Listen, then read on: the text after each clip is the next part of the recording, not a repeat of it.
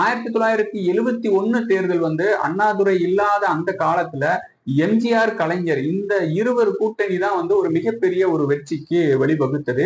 இந்த ஹிந்தி எதிர்ப்பு, ஒன்றியத்தில் இருக்கக்கூடிய காங்கிரஸ் கட்சியினுடைய ஆட்சிக்கு மீதான எதிர்ப்பு அப்படிங்கிறது மக்களிடத்துல அதிகமாக இருந்ததுனால 71லயும் திமுகவே ஆட்சிக்கு வந்தாங்க. ஆனா அதன் பிறகு எம்ஜிஆர் கலைஞர் இடையே ஏற்பட்ட அந்த பிரிவு அப்படிங்கிறது மக்கள் மத்தியில யாருக்கு அதிகமாக செல்வாக்கு இருக்கு அப்படிங்கிற ஒரு மிகப்பெரிய ஒரு கேள்வி இருந்தது.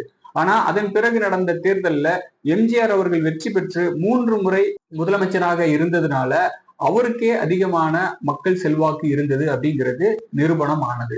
1996ல திமுக வெற்றி பெறுவதற்கு மிக முக்கியமான காரணம் அதிமுக மீதான ஊழல் குற்றச்சாட்டுகள் தான். அதன் பிறகு 2006ல திமுக வெற்றி பெறுவதற்கு மிக முக்கியமான காரணம் திமுகவினுடைய தேர்தல் வாக்குறுதிகள இலவசங்கள் அதிகமாக இருந்தது.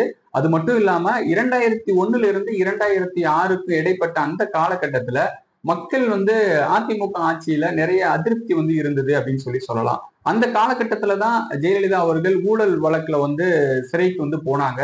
அதே சமயம் கருணாநிதி அவர்கள் கைது செய்யப்பட்டதும் மக்கள் மத்தியில ஒரு மிகப்பெரிய ஒரு அதிருப்தியை ஏற்படுத்தி இருந்தது.